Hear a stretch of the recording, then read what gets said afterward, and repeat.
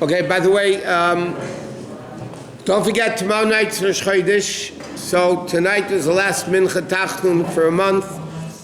Tomorrow morning Shachris there's still tachnun, but again tomorrow night's Rosh Chodesh, and for the whole month of Nisan we don't see tachnun. Anyway, back to Mechiras Chametz, selling of the Chametz. So between the various days we discussed that you appoint the rabbi as an agent. If you live in different time zones, you have to keep accordingly when you need to sell the chametz. Usually it's in a later time. You have to go, if you're going to a later time zone, you have to sell the chametz there because they bring in Yom Tov earlier. The fact that after Pesach they buy back the chametz early, it doesn't matter because we learned you don't have to acquire something that you don't want to acquire it.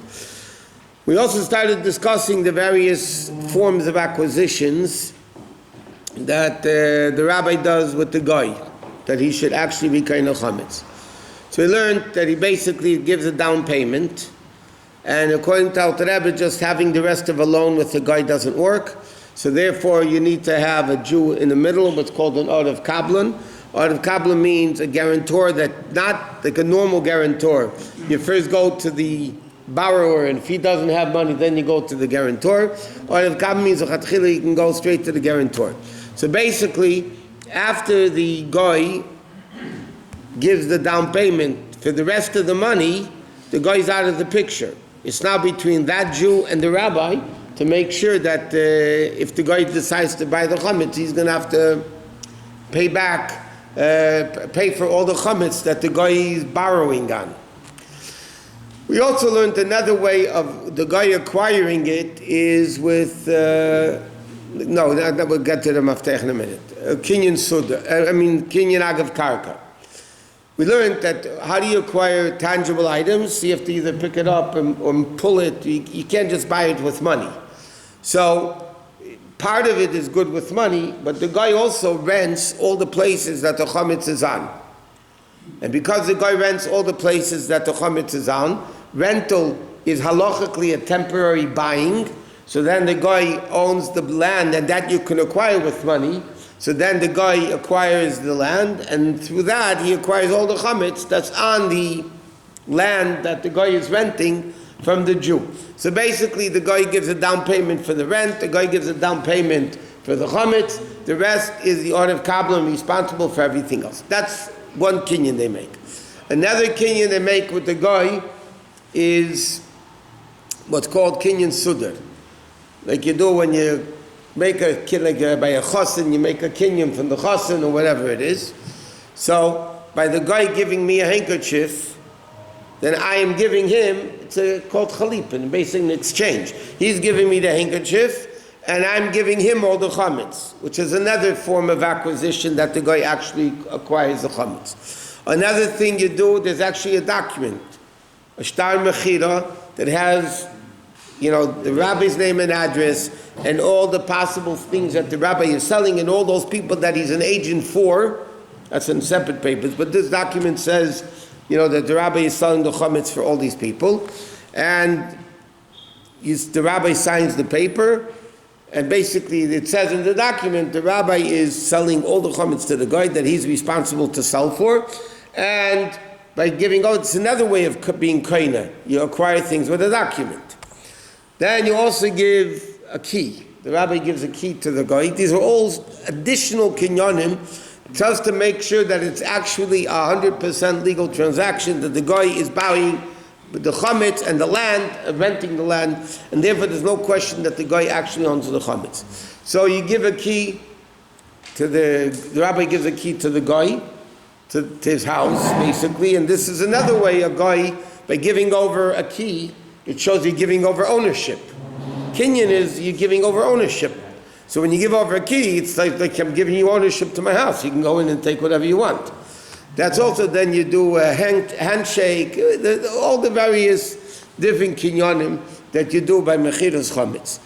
Now, there used to be a minig that when you sold your chametz through the Rav, you would give the Rav a key to your house to give it to the guy. Why?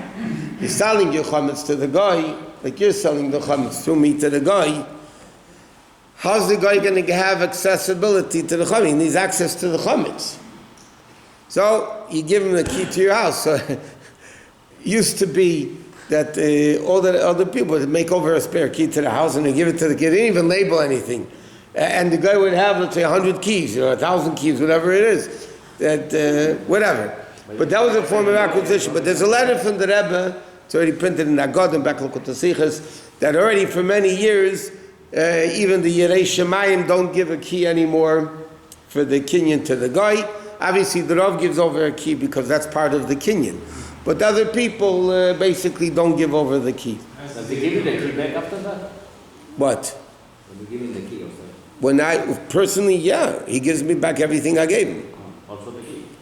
Yeah, the key. Is the key like the halachic handkerchief, or is it specific? No, there's handkerchief. It's two different kinyanim. There's a kinyan called mafteach. Yeah. Again, kinyan means I am giving ownership from me to you. Right. Okay, so key shows ownership. That's kinyan sudar. The handkerchief shows ownership. All those things shows that the guy is actually acquiring the chametz, legit. How does the giving of the key? Huh? How does the giving of your home key indicate that? Because when you give over to somebody your key, you're giving ownership, it's a certain ownership to your house. You're allowing him accessibility. It's in halacha mafteh, because in the Gemara Baba when it speaks about how do you sell a house to somebody. So one of the ways of kinyanim is a key. So you give him the number of the shoe. Huh? Give him the whole bag of shot. It's in the shtar. Yeah, but how's he get into your house? You give him the shot. No, there's an additional kinyan. You make 5-6 kinyanim with the guy. It's not that. Even if you didn't do the maftech, the guy would still be carrying the chametz. But you do a bunch of kinyanim that are legal halachic kinyanim, that the guy should be carrying all the chametz. That's besides the fact that the shtar is a full-fledged. The shtar is a full-fledged sale. So what we don't give a key. What? What we don't give a key. No, nowadays we don't. What? With the concept that this is an airtight exchange, was there ever somebody that actually did not want to sell it back and went ahead and sold it to somebody else? Not in my history.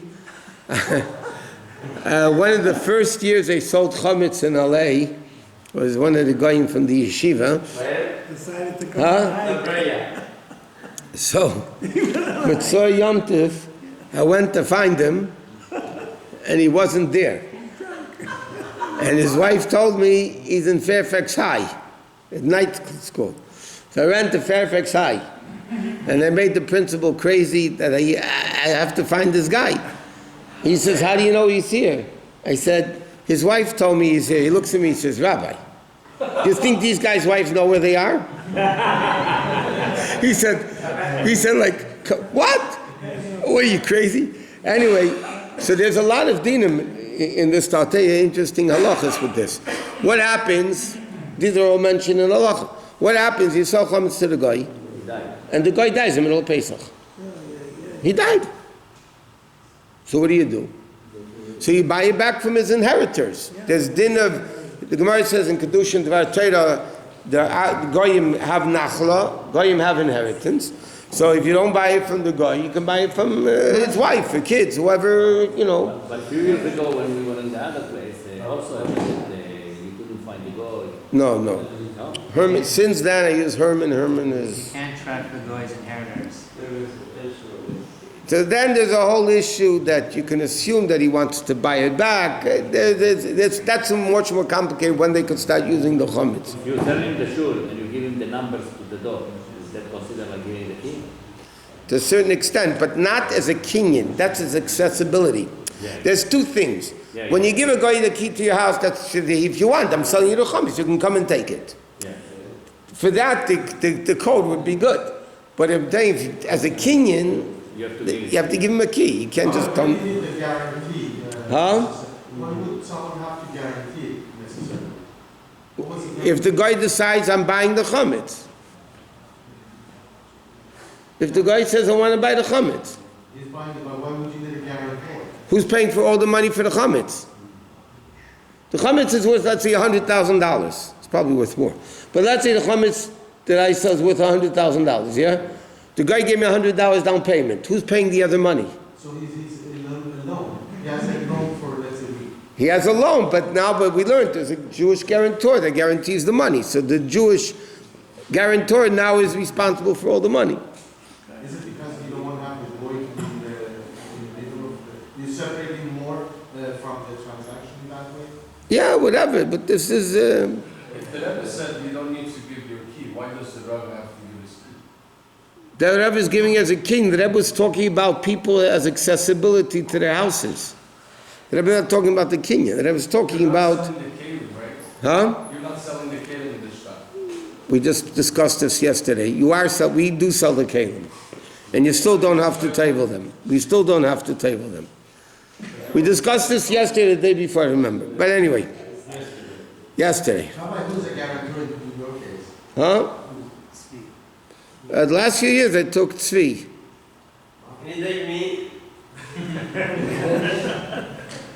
Doubt it. Rabbi, is an Arab works very similar? The kid, like an Arab going and buying the whole city so you can actually use an Arab. No, it's the same route, okay. Anyway, so that's the din as far as selling the chametz. Okay, so again, as far as the way we hold, we sell real chametz. A lot of people don't, but we sell because it's a real deal, especially with the order of Kabbalah. It's definitely a proper mechira, and make all the kinyanim with the guy. Now the guy has until a few days after Pesach to change his mind. That's all written up in the document. And if he come back after Pesach, so really the order of Kabbalah buys back the chametz from the guy. But you ask the guy, do you want to buy it? And the guy says, no, I don't, I give it up. I'm selling it back to you, and that's it. Can you keep bread, sell it, Our custom is you can keep bread, but you have to be put away. I mean, you can't have it out. put it away, but Yeah. can you Yeah, we sell bread, we sell alcohol, we sell everything. You cannot make the mechira that like you doesn't make the money until 2 weeks from pay. Something like this that you do. No, you don't do it because you don't want to make a mechir al tanai.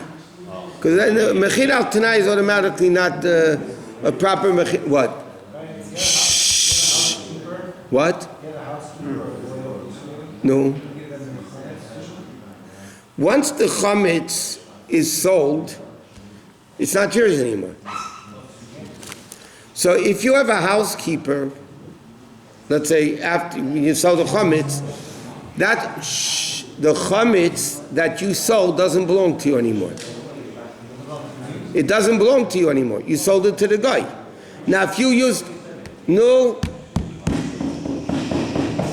that chametz, then it's like that chametz you didn't include in the sale. So then it's forbidden to benefit from. If you have a housekeeper and you want them to eat on Pesach, you can't give them chametz on Pesach. Cannot. You cannot give them chametz on Pesach. You can give them money to buy food. outside? Now you don't want a guy eating chametz in your kitchen. Correct? But nevertheless, if a guy, let's say, you give him, you have to feed them, right? So let's say you give him $100, they go buy food. Whatever they buy is theirs, it's not yours. So that's not a problem. But you don't want the guy inside the house eating chametz. But their chametz is not yours. Even, let's say, they come into the house. They sit in the corner, let's say for argument's sake, they sit in the house and they eat away from everything, or in your backyard, which is also your domain. They sit and eat chametz. It's not an issue, it's not your chametz. You're only not allowed to see or own your chametz. It's somebody else's chametz. Maybe in their office, the sick employees. So the employees, it depends. Ideally, you don't want them eating chametz in your office. But again, if it's their chametz, it's not your problem.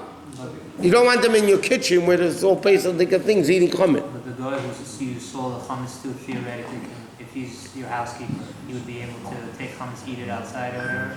If the guy is your housekeeper, let's say you sold the chametz properly to your housekeeper, it's their chametz, they can do with it whatever they want. They can sell it, they can eat it. Shh. What? If you don't go, Louder. Shh.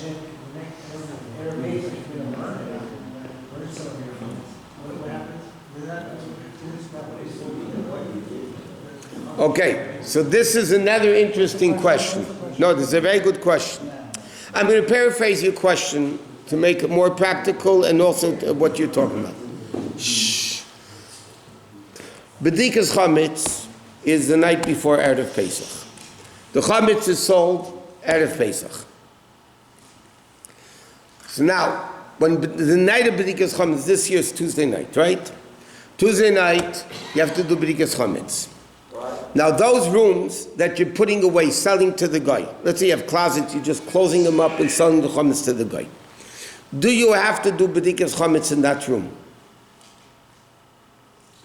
No. So, the Makor Chayim, a lot of shitas sold. The Chayodam, the Makor Chayim, a lot of shitas sold. You have to do bedikas chametz in that room. Now you have the dividend in Nechemia. The Chassid, the good friend of Tzemach Tzedek, he holds also that you have to do bedikas chametz. Why? You're selling it tomorrow. Right now the chametz is yours. Chametz that you own the night of bedikas chametz, you have to do bedikas chametz. So therefore they hold, you have to do bedikas chametz even in the room that you're selling to the guy. Tzemach Tzedek holds, no.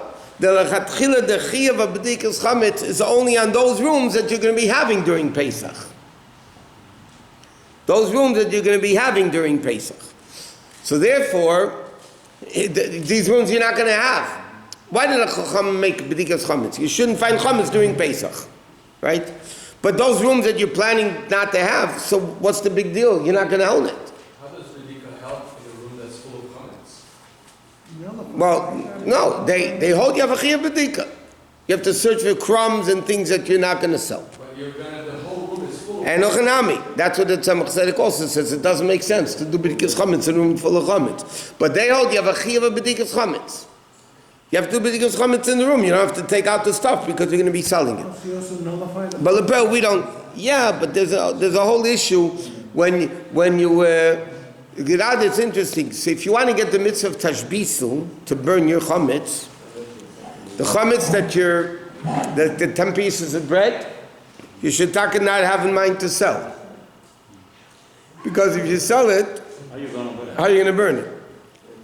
But by putting it away, you basically, again, you designate that you're not selling, and then you're going to burn it the next day. Okay.